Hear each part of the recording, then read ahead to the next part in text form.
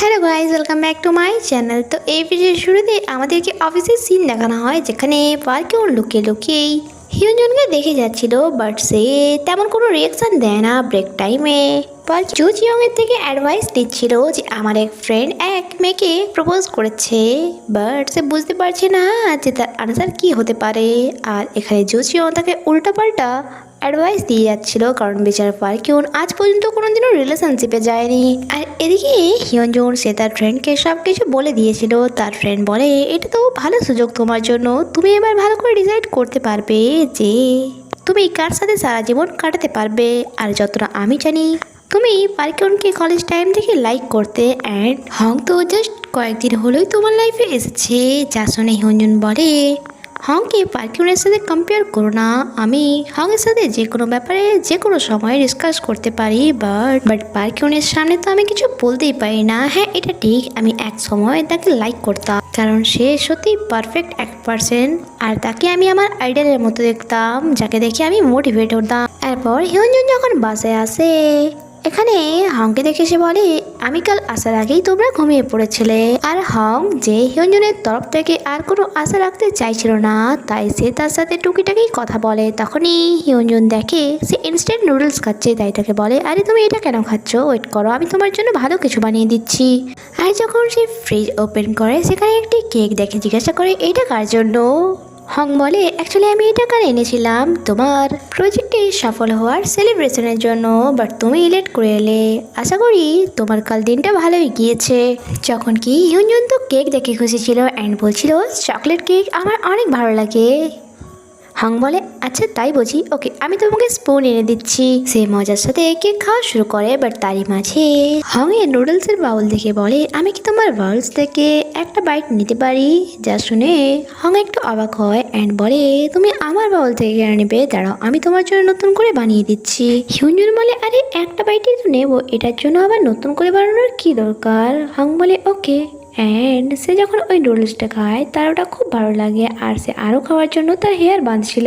Hong বলে, তুমি তোমার হেয়ার কেন বাঁধছো, তুমি তো বলেছিলে জাস্ট একটা বাইট নেবে, দেখো এটা কিন্তু ইলিগাল, তুমি চিটিং করছো। অ্যান্ড এভাবেই তাদের দুজনের মধ্যে দুষ্টু মিষ্টি ঝগড়া শুরু হয়ে যায়। নেক্সট মর্নিং হং যখন তার কাজ করছিল, তখনই তার অ্যালার্ম বেজে ওঠে, অ্যান্ড তার মনে পড়ে যে তাকে উজুকেও নিতে যেতে হবে। অ্যান্ড মিস্টার ওয়ের বাসা থেকে যখন উজুকে নিতে যায়, সেখানে তার ড্যাডও ছিল, যে তার নাতির সাথেই খেলা করছিল।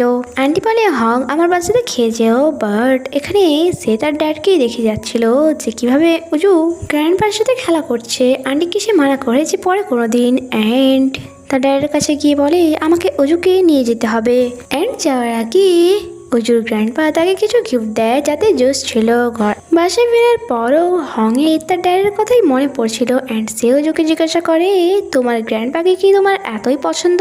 তখনই ডোরবেল বেজে ওঠে, তাই হং দেখার জন্য চলে যায়। এরপর সে হিউনজুনকে কল করে বলে, তুমি কোথায় আছো, প্লিজ তাড়াতাড়ি বাসায় ফিরে এসো। অ্যান্ড যখন সে বাসায় ফিরে আসে, সেখানে একটি লেডি বসেছিল, যে ইন্স্যুরেন্স কোম্পানি থেকে এসেছিল।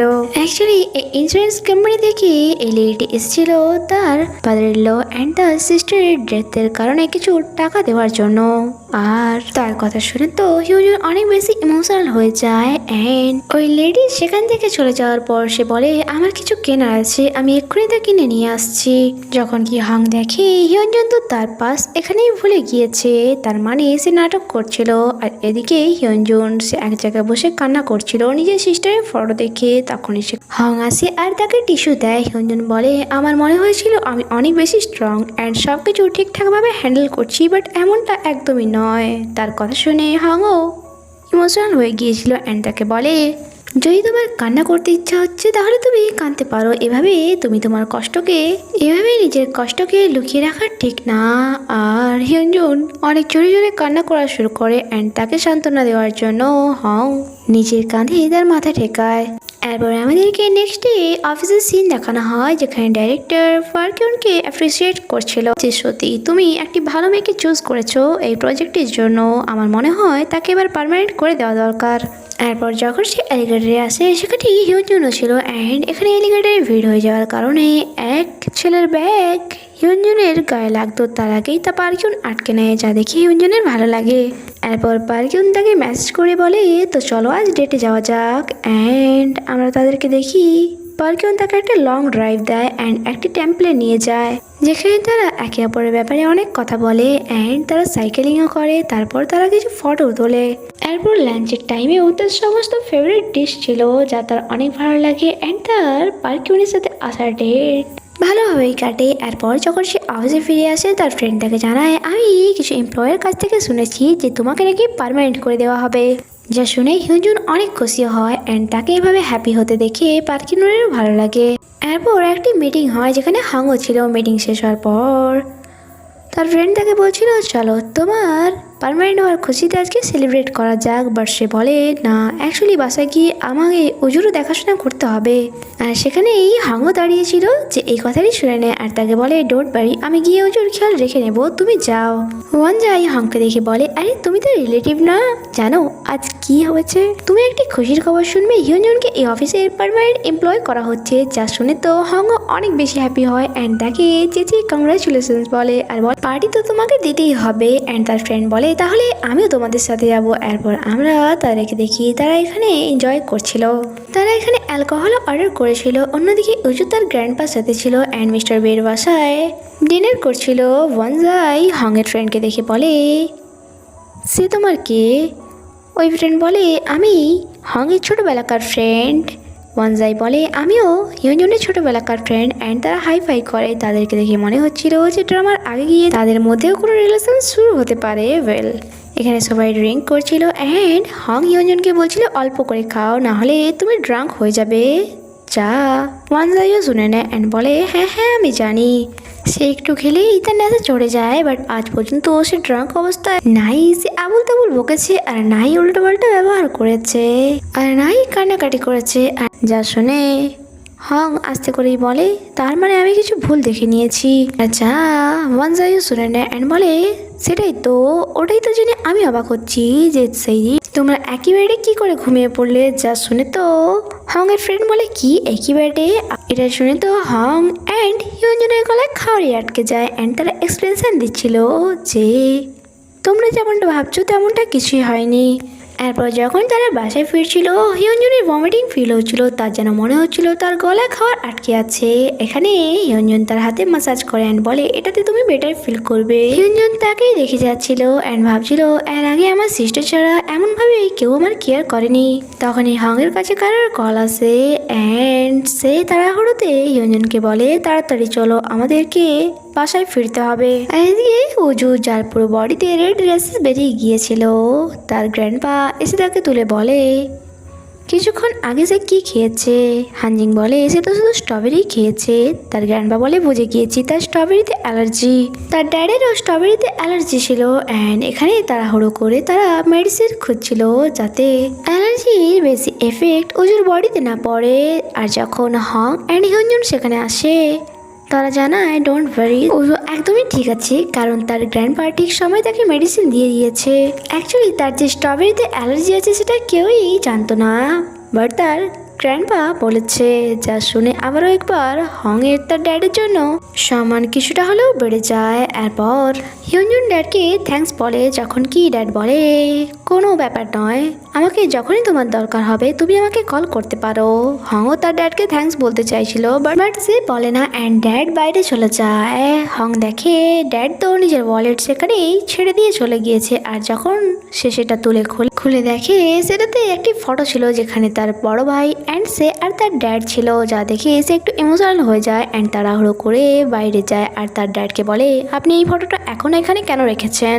ড্যাড ওই ফটোটি দেখে বলে, আচ্ছা এই ফটোটি আমার জীবনে কতই প্রবলেম না এসেছে, কত খারাপ সময় আমি দেখেছি, বাট এই ফটোটি দেখে আমি প্রত্যেকবার নিজেকে শক্ত করি, নিজের মনকে বোঝাই যে পৃথিবীতে এখনও কেউ আমার বলে আছে। যা শুনে হং একটু ইমোশনাল হয়ে যায় অ্যান্ড তার ড্যাডকে এই সব কিছুর জন্য থ্যাঙ্কস বলে। বাসায় ফেরার পরও তার ড্যাডের কথাই মনে পড়ছিল, যার কারণে সে ঘুমাতেও পারছিল না। তখনই তার রুমে হিউজুন আসে আর তাকে দেখে বলে, তুমি এখনো ঘুমাওনি? সে বলে, না, অ্যাকচুয়ালি আমার ঘুম আসছে না, হয়তো আজ সারা রাত আমি ঘুমাতে পারবো না। যা শুনে হিউজুনও তার কাছে বসে যায় তাকে কোম্পানি দেওয়ার জন্য। আর যা দেখে হংয়েরও ভালো লাগে অ্যান্ড তারা সারা রাত ধরে কথা বলে। নেক্সট ডে হিয়ঞ্জুন অজুকে ডক্টরের কাছে নিয়ে এসেছিল। ডক্টর জানায় ভয় পাওয়ার কিচ্ছু নেই, ভালো তো এটাই হয়েছে যে খুব তাড়াতাড়ি তাকে মেডিসিন দেওয়া হয়ে গেছে, যার কারণে তার অ্যালার্জি পুরো বডিতে ছড়িয়ে পড়েনি। অ্যান্ড যখন সে তাকে বাসায় নিয়ে আসছিল তখনই তার গ্র্যান্ডপার সাথে দেখা হয়। অজু তো নিজের গ্র্যান্ডপাকে দেখে অনেক খুশি হয়েছিল। ড্যাড বলে ডক্টর কি বললো? হিয়ঞ্জুন জানায় ডক্টর বলেছে তার স্ট্রবেরিতে অ্যালার্জি, বাট আপনি টাইমলি মেডিসিন দিয়ে খুব ভালো কাজ করেছেন, তার জন্য থ্যাঙ্কস। যা শুনে ড্যাড বলে আমি কি পর নাকি, আর এমনিতেও কাল হংও আমাকে থ্যাঙ্কস বলেছে। যা শুনে হিয়ঞ্জুন একটু অবাক হয় অ্যান্ড বলে সত্যি? ড্যাড বলে হ্যাঁ সত্যি। আচ্ছা তুমি কি আমার একটা হেল্প করতে পারবে? সিন কাট হয় অ্যান্ড আমাদেরকে বাসার সিন দেখানো হয় যেখানে হিয়ঞ্জুন কথা বলতে বলতেই হংকে বলে গত কয়েকদিন তোমার ড্যাড আমাদের অনেক হেল্প করেছে, তাই আমি চাই বাসায় ডেকে ওনাকে ডিনার ট্রিট দেওয়ার। বাট তোমার যদি এটাতে কোনো প্রবলেম থাকে তাহলে আমি ওনাকে বাইরে ডিনার ট্রিট দিয়ে দেবো। হং বলে আমার কোনো প্রবলেম নেই, তুমি ওনাকে বাসায় ডাকতে পারো। এরপর আমরা ড্যাডকে দেখি যে হিয়ঞ্জুনদের বাসার বাইরেই দাঁড়িয়েছিল। তখনই মিস্টার ওয়ে আসে অ্যান্ড জিজ্ঞাসা করে আপনি এখানে কেন দাঁড়িয়ে আছেন? ড্যাড বলে অ্যাকচুয়ালি আজ তারা আমাকে ডিনারের জন্য ইনভাইট করেছে, আমি ভাবছি ভেতরে যাওয়া কি আমার ঠিক হবে। মিস্টার ওয়ে তাকে অদ্ভুতভাবে দেখে যাচ্ছিল। এরপর সে বেল বাজিয়ে দেয়। হিয়ঞ্জুন ডোর ওপেন করে অ্যান্ড ড্যাডকে ভেতরে নিয়ে যায়। এরপর আমাদেরকে ডিনারের সিন দেখানো হয় যেখানে হং কথা বলতে একটু এম্বারেস ফিল করছিল। আর এখানে হিয়ঞ্জুন এরা বলে রুমে চলে যায় যে আমাকে ওজুর ডাইপার চেঞ্জ করতে হবে। অ্যাকচুয়ালি ড্যাডি তাকে এই হেল্পটি করতে বলেছিল ওই দিন, যাতে সে হাঙের সাথে কিছুক্ষণ একা কথা বলতে পারে। এখানে তারা একে অপরের সাথে কথা বলে অ্যান্ড হং তার ড্যাডকে কোয়েশ্চেন করে আমি জানতে চাই আপনি আমাদেরকে ছেড়ে কেন চলে গিয়েছিলেন আর এত বছর পর আবারও কেন ফিরে এলেন? ড্যাড বলে আমি জেল থেকে বের হওয়ার পর আমি বাসায় ফিরেছিলাম, বাট ততক্ষণে অনেক লেট হয়ে গিয়েছিল, তোমরা ওখানে ছিলে না। আমি তোমাকে অনেক খুঁজেছি। চিনো আমাকে বলেছিল সে আমার মতো ড্যাড চায় না আর নাই তোমার মতো ভাই। যা শুনে হংয়ের অনেক খারাপ লাগে বলে সত্যি কি ভাই এমনটা বলেছে? আর রুমের ভেতরে হিয়ঞ্জুনও ড্যাডের এই সমস্ত কথা শুনছিল। তার ড্যাড হংয়ের মনে নিজের জন্য জায়গা করে নিয়েছিল অ্যান্ড বারবার সরি বলছিল। হং বলে আপনাকে বারবার সরি বলতে হবে না, ইভেন তো সে তার বাসার পাসওয়ার্ডও ড্যাডকে বলে দেয়। তারপর হং রাতে নিজের রুমে ড্রিঙ্ক করছিল আর হিয়ঞ্জুনও তাকে দেখে। ফ্ল্যাশব্যাক দ্বারা আমরা জানতে পারি একবার চিনু বলেছিল তোমার সিস্টার একদমই ঠিক ডিসিশন নিয়েছে, যদি আমার ফ্যামিলি থাকতো অ্যান্ড আমি যদি তোমার সিস্টারের জায়গায় থাকতাম তাহলে ঠিক এমনই ডিসিশন নিতাম। আর প্রেজেন্ট টাইমে ড্যাডের বলা ওই সমস্ত কথা শুনে যেমন হিয়ঞ্জুনের একটু হলেও ডাউট হচ্ছিল। নেক্সট ডে মিস্টার ওয়ের তার এক পুলিশ ফ্রেন্ডের সাথে দেখা হয়। কথা বলতে বলতে মিস্টার ওয়েকে পুলিশ বলে ওই চোর বলছিল সে কখনো 106 অ্যাপার্টমেন্টে যায়নি। যা শুনে মিস্টার ওয়েও অবাক হয়, কারণ ড্যাড বলেছিল সে নাকি চোরকে নিজের চোখে দেখেছে। নেক্সট ডে হিয়ঞ্জুন ইন্স্যুরেন্স কোম্পানিতে যায় অ্যান্ড সেখানে ওই লেডিকে কিছু ডকুমেন্টস দিয়ে এইসব ব্যাপারে কথা বলছিল। ওই লেডি বলে তুমি কি এই ব্যাপারে তোমাদের বাসায় আর এক গার্ডিয়ানকে ইনফর্ম করে দিয়েছো? যা শুনে হিয়ঞ্জুন একটু অবাক হয়। বাইরে আসার পরও সেই ব্যাপারে ভেবে যাচ্ছিল যখন ওই লেডি বলছিল ইন্স্যুরেন্সের ব্যাপারে জিজ্ঞাসাবাদকারী এক মিডল এজের পার্সন ছিল। হিয়ঞ্জুন ভাবছিল মিডল এজ বলতে তো সে হাঙের ড্যাডের কথাই বলছে। ওয়েল সে কোনো রকম নেগেটিভ কিছু ভাবতে চাইছিল না অ্যান্ড সে বাসায় চলে যায়, যেখানে তার মাথায় এখনও ওই ইন্স্যুরেন্স কোম্পানির লেডির কথাই ঘুরপাক খাচ্ছিল অ্যান্ড সে ড্যাডকে কিছু জিজ্ঞাসা করতো এই ব্যাপারে। তখন সেখানে হং চলে আসে। হিয়ঞ্জুন ড্যাডকে কিছু জিজ্ঞাসা করতে পারে না। নেক্সট ডে আমরা দেখি ড্যাড কাউকে কল করে বলছিল চিন্তা করো না, আমি টাকা ঠিক সময় দিয়ে দেব।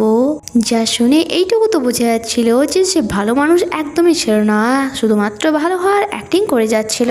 আর এদিকে বাসায় হিয়ঞ্জুন অ্যান্ড হং তাড়াতাড়ি করে রেডি হচ্ছিল আর ওজুকেও রেডি করছিল যাতে তারা তাকে কিন্ডারগার্টেনে ছেড়ে নিজেদের জবে যেতে পারে। ওয়েল তারা বাসা থেকে বেরিয়ে যায় অ্যান্ড তাদের চলে যাওয়ার পর ড্যাডি বাসায় আসে। যেহেতু সে আগে থেকেই পাসওয়ার্ড জানতো তাই তাকে কোনো রকম পরিশ্রম করতে হয় না অ্যান্ড সে হিয়ঞ্জুনের সিস্টারের রুমে গিয়ে কিছু খোঁজাখুঁজি করছিল।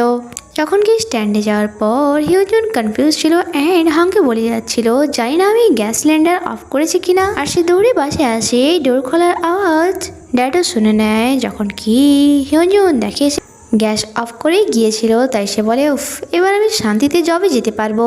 সে এখান দিয়ে চলে যেত, তখনই সে রুম থেকে কিছু আওয়াজ শুনতে পায়। সে ভয়ে ভয়ে যখন দরজা খোলে সামনে ড্যাড দাঁড়িয়েছিল অ্যান্ড তাকে একটি গ্লাস নিয়ে মারতে আসছিল। আর এখানে এই এপিসোডটি শেষ হয়। আগে কি হয় তা জানতে স্টে কানেক্টেড। ভিডিও ভালো লেগে থাকলে লাইক আর কমেন্ট করবেন। দেখা হচ্ছে পরের এপিসোডে। Bye bye.